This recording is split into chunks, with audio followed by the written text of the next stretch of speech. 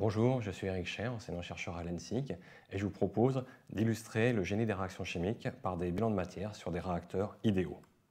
Donc pour commencer, quelques données du problème, bien évidemment. On va s'intéresser à la mise en œuvre isotherme de l'hydrolyse alcaline de l'acétate d'éthyle. L'acétate d'éthyle, il est ici, on va l'appeler A, et la soude, on va l'appeler petit b, grand B.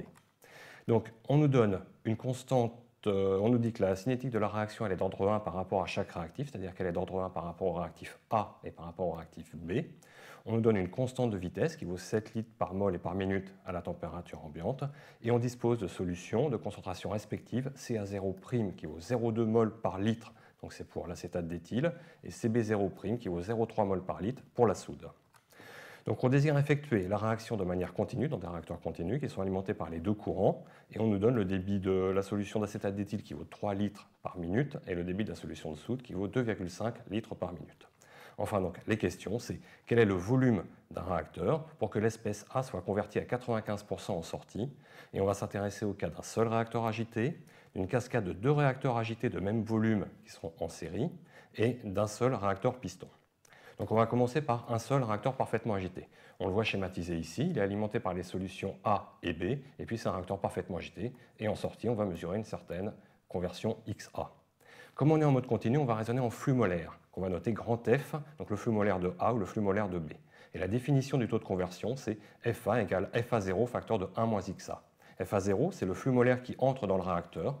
On l'obtient en multipliant le débit volumique, QA, par la concentration molaire du courant.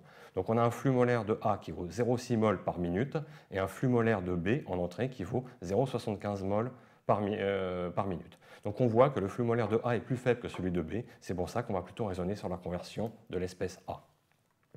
Donc on va commencer par faire un bilan de matière sur ce réacteur parfaitement agité. Les bilans de matière ils sont toujours de la forme très classique, c'est entrée plus production égale sortie plus accumulation, que je note E plus P égale S plus A. Ces bilans, on les fait toujours en mol par unité de temps.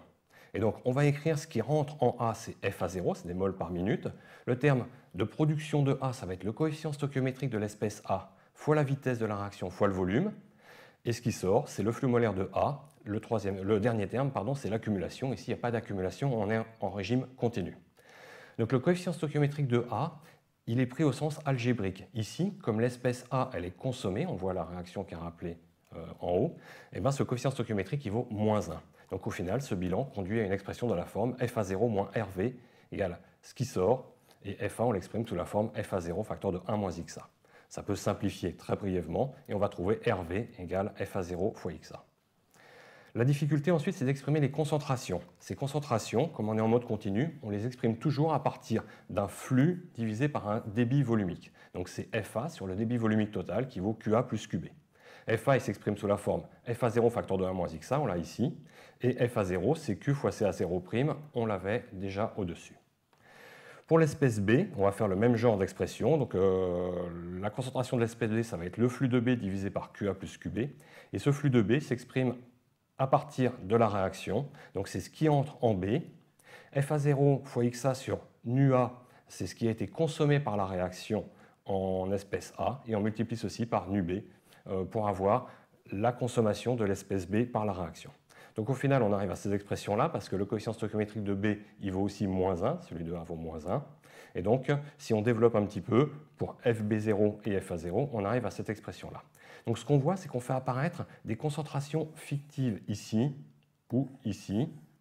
C'est des produits de flux molaire divisés par un débit volumique. Ça correspond à des concentrations fictives, et ces concentrations fictives, on va les appeler CA0 ou CB0.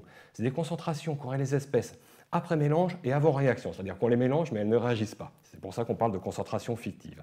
Donc à partir de ces concentrations fictives, le bilan en A conduit à cette expression-là, qui est un petit peu compliquée, mais qu'on va pouvoir simplifier. Donc c'est toujours R fois V qui vaut FA0 fois XA, et ici on a simplement développé l'expression de FA0. On va avoir CA0 qui apparaît par exemple de part et d'autre, donc on va pouvoir un petit peu simplifier. Et donc on arrive à l'expression du volume du réacteur, qui est celle-ci, et on peut aussi calculer l'expression du temps de passage, taux, qui vaut V sur Q. Donc au final, numériquement, on voit un volume qui vaut 456 litres, et si on s'intéresse au temps de passage qui vaut V sur Q, il suffit de diviser ce volume par le débit QA plus QB, et on aboutit à un temps de passage qui vaut 83 minutes. Donc ceci nous donne la réponse à la question qu'on souhaitait concernant le volume du réacteur parfaitement agité pour avoir un taux de conversion de 95%. Si on s'intéresse maintenant à une cascade de deux réacteurs parfaitement agités en série, donc ils ont un volume V sur 2, schématiquement ça va ressembler à ceci. J'ai un premier réacteur, ça va sortir du premier réacteur avec un taux de conversion XA1, et puis ensuite ça va rentrer dans le deuxième réacteur et ça va sortir avec un taux de conversion XA2, et c'est ici qu'on veut les 95% bien évidemment. On raisonne toujours en flux molaire et on utilise toujours le taux de conversion de A qui est toujours défini par la même expression. Donc on va faire un bilan en A sur le premier réacteur. C'est toujours entrée plus production égale sortie plus accumulation.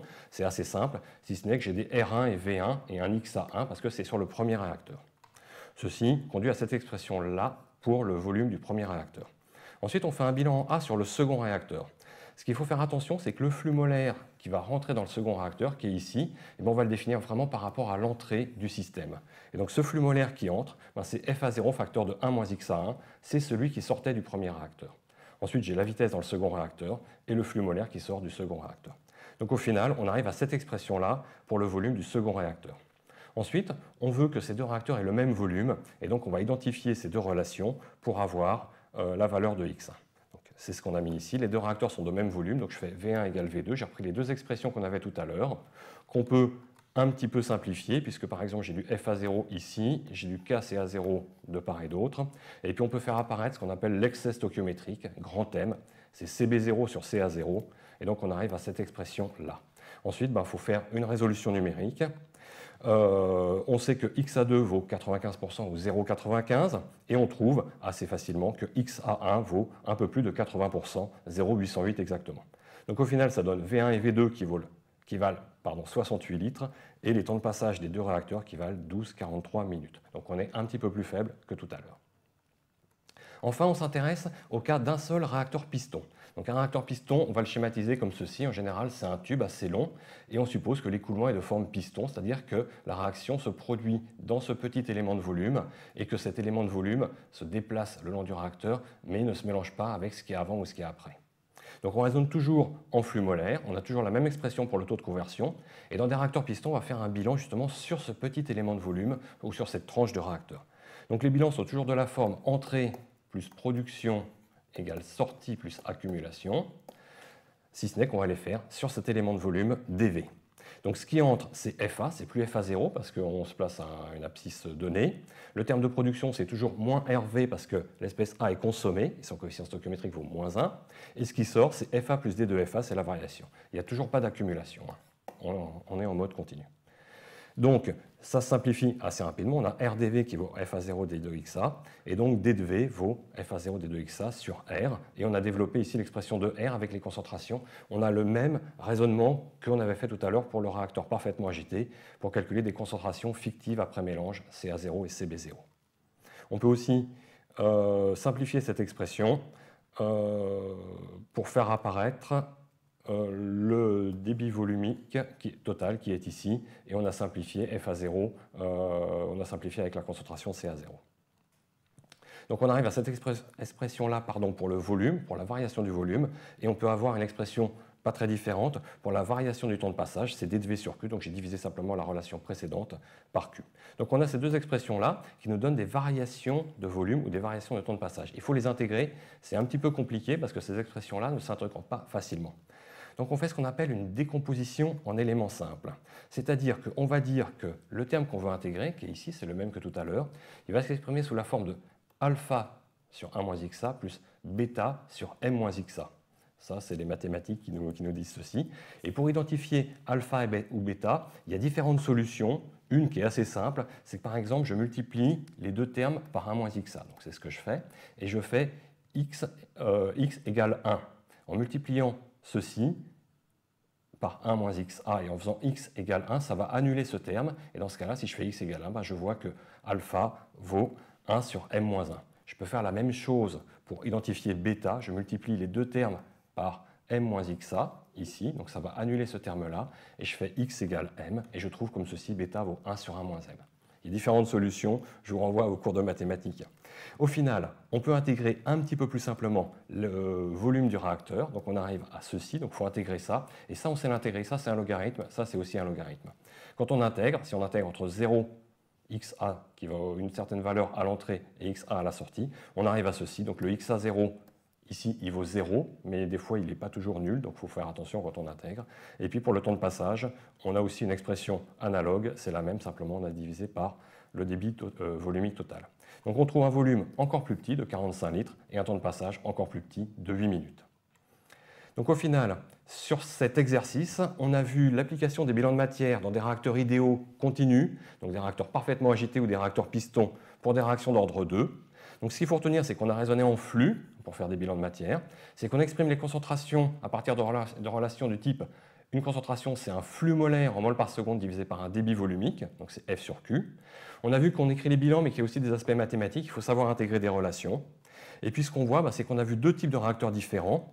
Au final, pour des réacteurs parfaitement agités, on a des relations de la forme taux qui vaut CA0 XA sur R, en réacteur parfaitement agité, ce qui se traduit par des courbes comme ceci, où le temps de passage, en fait, c'est la valeur qu'on a de la concentration en sortie du réacteur, ou de la concentration sur la vitesse en sortie de réacteur, et on calcule le temps de passage, ça correspond à l'air qui est ici, que je schématise ici. Pour des réacteurs pistons, on a des expressions analogues, mais exprimées sous forme intégrale. Ça veut dire que le temps de passage, ça va être l'air sous la courbe. Et on le schématise ici, on voit que le temps de passage, c'est l'air sous la courbe. Donc en général, on a des temps de passage plus faibles pour les réacteurs pistons que pour les réacteurs parfaitement agités. On reverra ces notions dans d'autres cours ou d'autres exercices. Merci pour votre attention.